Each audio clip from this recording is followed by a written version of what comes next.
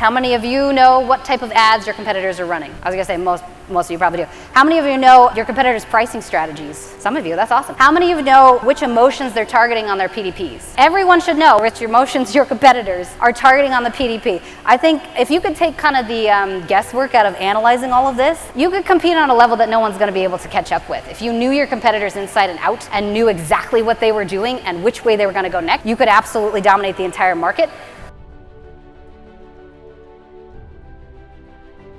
First, before we get started on like the technical side of what I do and how I'm using AI to decode emotion, I want to share with you guys a little story, mostly because it really accurately portrays, I think, how important it is to emotionally resonate with your customers on a much, much deeper level. So, this lovely lady is my husband's grandmother. Her name is Hannah Lore.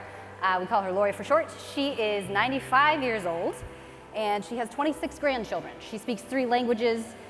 She was in fashion for a very long time as a fashion designer. One of the most iconic women I think I've ever met in my entire life, so fantastic lady. The interesting part about her story is she was actually born in the Free City of Danzig in 1929. So this technically Free City of Danzig is now modern day Poland. For her and her family, this was a really interesting time period, obviously, because in 1929, they had to flee the Free City of Danzig basically because of the start of World War II. So early that year, she and her family, her mom and her sister Ruth, actually fled from their hometown, just kind of barely missing kind of the German invasion of Poland that would happen later that year. So when you came into the US, from anywhere that you were trying to like immigrate into the US, the only thing you could carry was things that were like on your back. So they would carry all of their luggage, along with like all of their fur coats and everything, and it was just kind of a trek to make it into the United States at this time. They came into Ellis Island kind of right at the peak of summer. So at the time, the only way to actually get into the United States was to have a sponsor. So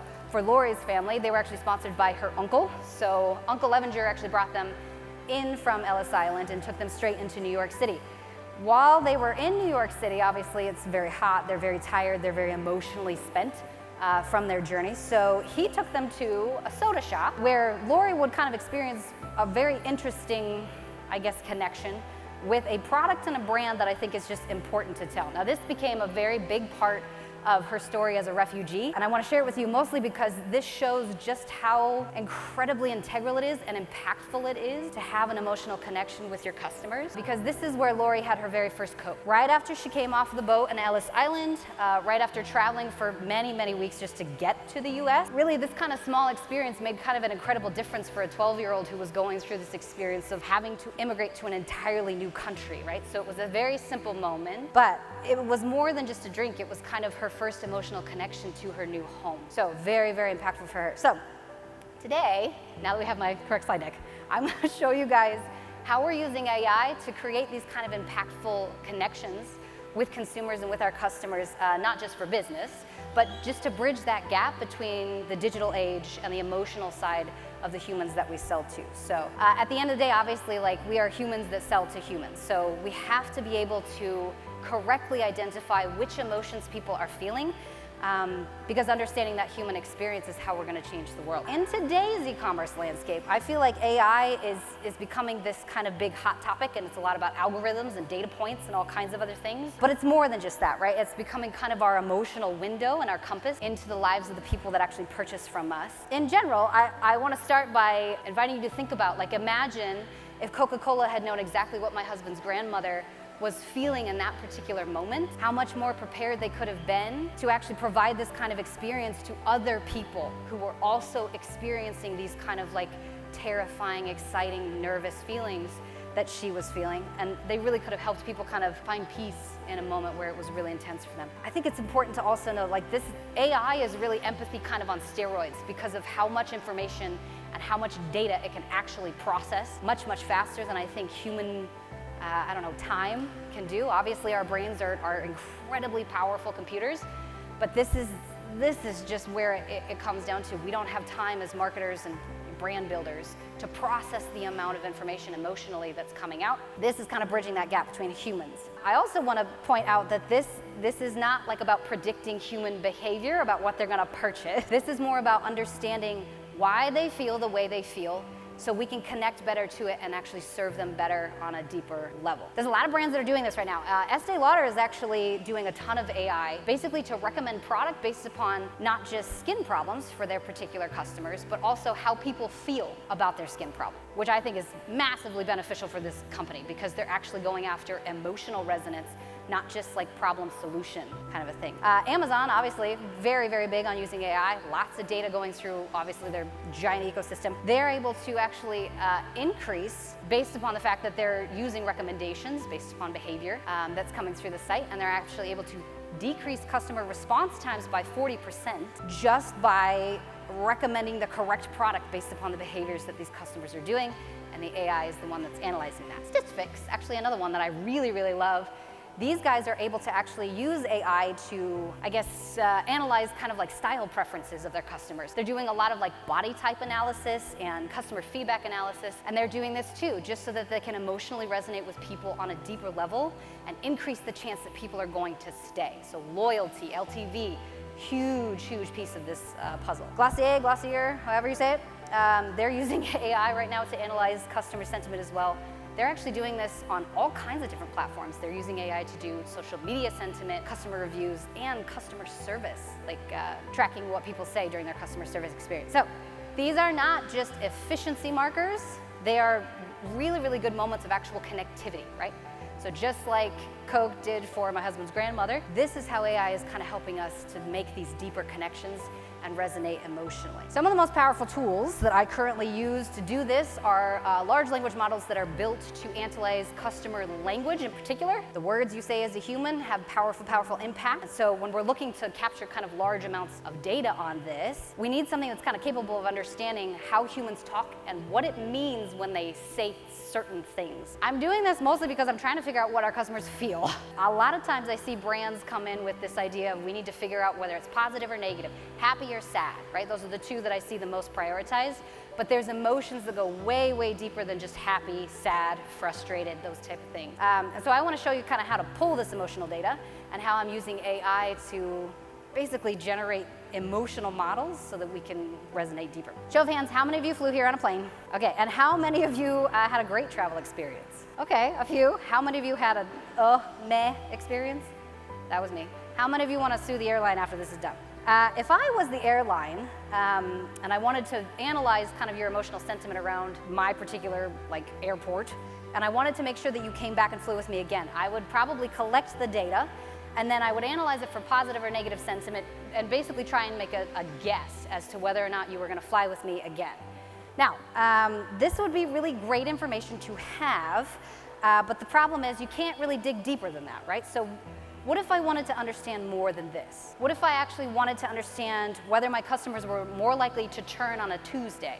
What if I wanted to actually analyze the connection between shopping behavior, AOV, and customer identity?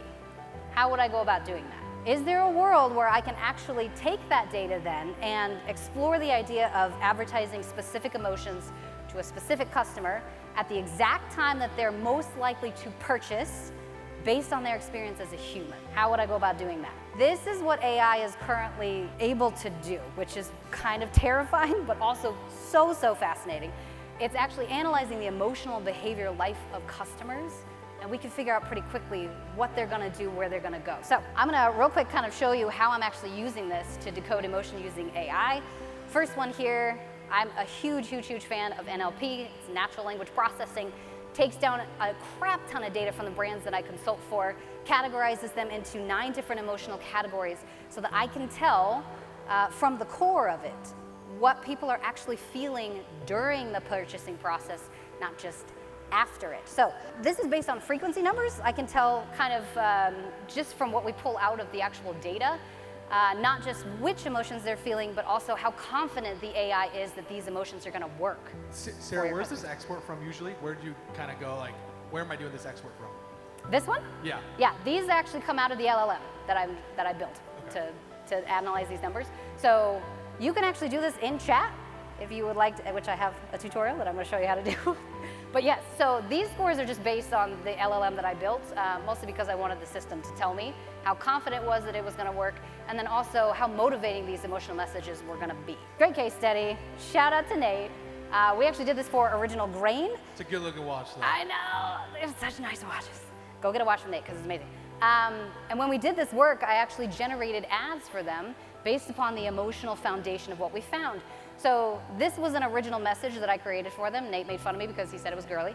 But this particular message ran for 6 weeks during Father's Day, and AOV increased by 35%, LTV increased by 33%, and revenue increased by 25% during that particular time that it ran. So NLP-based emotional ID, that's one way that I'm using AI. Can't say enough for that. It's just so much fun. So take a picture if you would like. This is how you actually do it through chat if you wanted to kind of see if this would work for your brand. First, gather that review data, very important. Organize it by character count. I always do this first up because organizing by character count gives you context. LLMs need context. They need a lot of characters, a lot of words to be able to analyze it. So pull anything that just says like, this was a great product. That's not usable to us. Big, long pieces of text is what we need. What's the range you like? What's like 20 words, 30 words? I like to say anything over 300 characters, so think a tweet. Tweet? Okay. I need a tweet or longer. Yeah, is what I need. So drop that into chat, categorize it into positive, negative emotions, and then ask chat to give you the top 3 core emotions that are coming out of that data. Now, you can do this for anything. It doesn't have to be just reviews. I've taken full customer interviews, transcribed them, and then put them into chat, and does the exact same thing. Pretty powerful once you start to pull the emotions out of it. So now let's talk about competitors, because I think this is pretty important in the space. How many of you know what type of ads your competitors are running? I was gonna say most of you probably do. How many of you know your competitors' pricing strategies? Some of you, that's awesome. How many of you know which emotions they're targeting on their PDPs? You do, oh my God, wow, that's amazing. Fantastic. Everyone should know which emotions your competitors are targeting on the PDP. I think if you could take kind of the guesswork out of analyzing all of this, you could compete on a level that no one's gonna be able to catch up with. If you knew your competitors inside and out and knew exactly what they were doing and which way they were gonna go next, you could absolutely dominate the entire market. So I created kind of a custom GPT that studies the landscape, the actual competitor base, the industry itself, and all of the emotions therein, mostly because I wanted to identify the same exact stuff that Liquid Death has identified. They came into the market, brand new player in the space with legacy brands, Aquafina, Dasani. They came in here and decided they just wanted to be different, and they actually went after a psychological angle, and that's how they built this $1.4 billion industry that they've just dominated over here. Mostly because they wanted to identify that gap in the market from their competitors. And I love that brand, I can't get enough of it. So I recently ran like a full psychological panel for a brand, and within minutes we can identify kind of all of the things you would need to know to actually overtake the market just based upon like psychological data. So pricing structure, core messages, best-selling products, all those things AI can do right now based on just scraping data off of freely available information. Using these kind of elements, my time to market decreases, right? So I know exactly what my competitors are doing and how I can differentiate myself, so I can get ads out the door within minutes. I can get landers up that I know are gonna hit. I can pull emails, I can do SMS, I can do like full-on industry events based upon what we know about the market. And it can drastically change the direction of an entire brand, because once you know what consumers are saying and what they're actually seeing in the market, what they're interacting with, then you can easily draft anything you need marketing-wise that will fit that. So these are some of the ads that I generate for some of my, here's how to ID gaps. You can take a picture of this if you want. Open chat. Explore GPTs. This is where you're gonna find all of your custom GPT models, basically, and connect with Access Link. So Access Link is a custom GPT that I use that basically scrapes any link I put in there. So I'll take all of my competitors' links, websites, landing pages, anything that I wanna analyze, drop them in there, and then ask it to analyze it for psychological positioning, market position, USPs, value props. Give me just the down and dirty details of what my competitors are doing, and that way I'll have this information on hand. I don't have to worry about it. The other fun thing about this is you can actually have chat send you a report every single week of here's what the competitors are doing every single week. So super fun stuff. I can't get enough of it. Okay. So last little bit here, we're using kind of AI to uncover emotional sentiment and competitor stuff, but that's just one piece of it. There's a deeper use case for this that I think is massively beneficial. One of the most difficult pieces of data to get on a customer right now is not necessarily emotional data, it's contextual data. Context is very important for humans, mostly because the situations we find ourselves in have a direct effect on our behavior, right? What you interact with as a human on a daily basis actually changes how you consume things, what you consume, who you consume it with, how much you consume, and where you get it from. This is very, very important, I think. Obviously, text is messed up, but behavior, I think, is what we're all going after as marketers, right? And a little bit of emotion, but there's more things beneath it that the actual behavior is built on. So behavior is built on emotion. Emotion is built on your perspective of the world, which comes down to how were you parented? What did you experience as a child? What were the first 7 years of your life like? Which generation were you a part of? Which world events did you experience? And how did you feel about that time period as a human? Perspective is based on that, all of those experiences that your brain logs away all day, every day.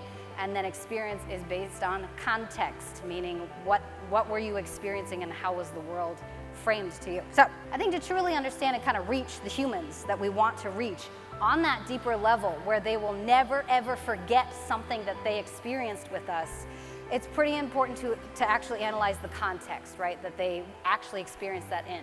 Because we understand that she was feeling nervous, scared, excited, whatever it was. But it was because the poor woman had to flee her home country. That's a lot of terror and a lot of fear and a lot that resides underneath just one experience that we need to know. So, really good illustration of this. This is a book that I currently read my children. It's called That's Good, That's Bad. My mom used to read me this book. I don't know if you guys have heard this one. Such a fantastic book. Really kind of illustrates how context works. So it's a story about this little boy that basically had a really weird day at the zoo.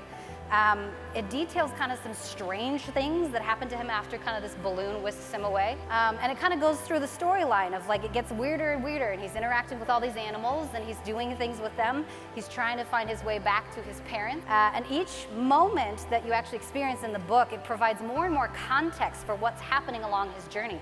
We are journeying with him through the book, seeing all of these weird things that are happening to him. So we're kind of privy to the journey, right? The entire experience. And some things turn out to be good, some things turn out to be bad. But towards the end of the book, we kind of find out, right, like how this kid is feeling about his experience. And one thing I want to point out is throughout this, we already know what happened. We were there with him while he went through this, right? And that's massively beneficial for marketers in particular. If you can put your brain inside the brain of your customer and watch what happens to them as they're going through their problem, you can do some things that are just amazingly powerful for their particular life. So when he finally gets back to his parents, we feel just as relieved as he does because we actually felt it with him. And this is what I really want to hone in on because we actually have direct access to where this kid ended up, right? So in the end, he finds it back with his parents. He's obviously a sense of happiness, relief, understanding. This is kind of empathy at its finest, and this is what I think AI is best used for, is understanding the entire journey that our customers are going through, not just the problems that they're facing, not just like the jobs to be done. I think very, very important. So context is everything, obviously, when it comes to emotional marketing. We need to find a better way to figure out how to uncover emotional context. So this is how I am currently doing that. I've been working on something that I think is going to be pretty fun just to work with the brands. It's a custom trained chatbot that's trained on customer data to act like a customer. And I can't get enough of this stuff just because based on how much data you run through the actual chat, you can basically generate a customer in real time. It's a customer in your pocket, and it's fully trained on customer data. So what it comes back and what it gives to you is not going to just be like, I guess this is kind of what the customer feels. It's actually going to be focused towards this is what your customers probably do feel. We have high confidence level that they do. So it's basically a representative customer that I can talk to 24/7. Now, the nice part about this, we're training it on like post-purchase survey data, NPS analysis, industry analysis, lots of other different things. I can actually ask this chat whether or not the marketing materials I'm coming up with are going to work before I run them, which is, I can't get enough of it. All I want to do is talk to these chatbots all day long. The other thing that you can do though is ask the chat how this person is feeling, right? Where did you come from? What did you experience in life? What hurts most? And how can I help? This is kind of the power of AI. And the more I work with it, the more I'm just so kind of amazed as to how deep we can actually go emotionally with something that was not built to be emotional. It's just insane how much is changing. So at its core, obviously AI is kind of just making it easier for us to emotionally resonate with people who live on this earth, but it's understanding human experience, the whole journey, not just part of it. So the brands that succeed today, I truly believe, are kind of listening deeply, right? They're using AI to really deepen their experience with the customers. But they don't just see customers as somebody who purchases from them. They're people, right, with emotions and stories and lives that are completely disconnected from the brands that we're currently trying to build, which is the reason why I think it's so important to go deeper here. This is kind of the power of these tools, and that's how we foster genuine connection, and that's how we change the lives of people like Lori. So, thank you. Oh my goodness. Did it. We did it. We got it done. Okay. Now, we'll have the slides, so there's a lot of Thank you. screenshots. Can you go back to that slide for me? Because there's still people taking pictures. Thank you. Yes, if you guys want to, this is basically free mini training that shows you how I'm generating ads in particular off of the emotional analysis that I'm currently doing. So if you guys would like to take that. Does anybody have any questions for, I would love to, yeah, I'm going to give it to you. State your name. So you mentioned that in ChatGPT we go to access link, right? Mhm. And then I'm trying it right now, but we can't actually give it a link. It seems like do we have to attach actual reviews and like export them from somewhere and then give it to it, or what is the best way to go about The this? weird part is it can actually analyze anything that's open. So as long as you have a spreadsheet that has all of your reviews in it for access link, if the Google Sheet has open permissions, like anybody can access it, it'll go ahead and analyze it for you. Okay, so you pull them and Yeah. then you give it. Okay. Yep. So I just put them in a spreadsheet. It's the easiest way for it to analyze. That's a good one for access link. You have to have an open link. If it's a privatized one, it won't do it, obviously, because In the front. Hey, Sarah. Hey, Nate. Do you remember how much I hated that ad? You did. I hated that ad. It went Nate against, hated this ad. Like, the look of it was wrong. The headline was simple, and we paid you a decent amount of money to write it. But then it made us a ton of money. Yeah. But now I hate that ad even more because I can't write anything better. And we've been running this headline for 2.5 years now, and it's crushing. So what do we do next? How do we get you back? Like, what's a great kind of like tactical way for a brand that might have some things working for them, but they want to kind of, Yeah. you know, keep pushing? I think you could hire me if you really want to. But the other thing that you could do is dedicate somebody to that job. Their only job is to analyze what the customers are doing. We don't currently have a role for this in D2C, and I'm kind of shocked that we don't have somebody whose job it is just to analyze consumers and humans. So that's the first thing I would do. Hire somebody, or if you can't hire somebody, then obviously go get like a consultant, or there's lots of people that are currently in the AI space that can solve it. Or you can hire me if you really want to. Hi, quick Hi. question. Yes. What sources are you getting the most value? Bring the mic closer, brother. What sources are you using to get the most valuable data from customers? Is it that's a good question. reviews, post-purchase surveys, interviews? Yeah. Like, where are you getting the juice from? Anywhere you can get large context. So I would prefer that we all interview our customers in like real time, meaning like get on a Zoom call, mostly because the way the person's face emotes will tell you a lot about how they actually feel about what they're saying, which changes the context. So I usually use reviews because it's the easiest way to grab it, but I would prefer fully transcribed customer interviews with at least 7 to 10 customers, more if you can get it. You mentioned that you even take chats that are happening with the customer service and Yes. put them. Oh, Yeah, okay. yeah. Customer service is like massively beneficial because they'll give you a whole bunch of stories and like different things that they want to bring up that they may not say in a review. Reviews are almost always like positive unless it's a 1-star review, obviously. But yeah, that would be a great place to get it. There's another really, really good person. His name is Rory, and he has this one way. So like how Sarah makes those ads where it's like analyzing consent, analyzing like some of the best performing images on things. There's like another guy, he has like a small presentation, I think it's on YouTube, where you can kind of upload all your reviews, and it just does it all for you in Figma, and it was like a wild presentation. I'll see if I can try to find it and post it on Twitter. But we have a question? Yeah, I'm coming. I thought it was very interesting. In one of the slides that you've shown, I took the liberty to build a similar model that you had shown me a year or two ago. And what I found very interesting in one of the examples that you gave was that you were able to tie average order value sorry, Yes. order value of the purchase and also a timestamp of the date of purchase. Yes. And tie it into the review. I can't get enough. So just what I'm curious about is there any software or is it a very manual task of tying the review to the purchase Yeah. and bringing that all into an Excel sheet or Yeah. into ChatGPT or whatever it is? Because obviously that's another layer of, Yeah. like you said, segmentation or psychology that Oh my gosh, yes. I would love to participate in. Oh, that's a good question. I have currently tested this with Access Link a few times where I'm trying to tie customer identity to AOV and seasonal purchasing behavior. And I've done it with a big brand that gave me like crap tons of data to do this off of. They had dates, obviously, for every purchase that they had, AOV, and they had LTV numbers as well.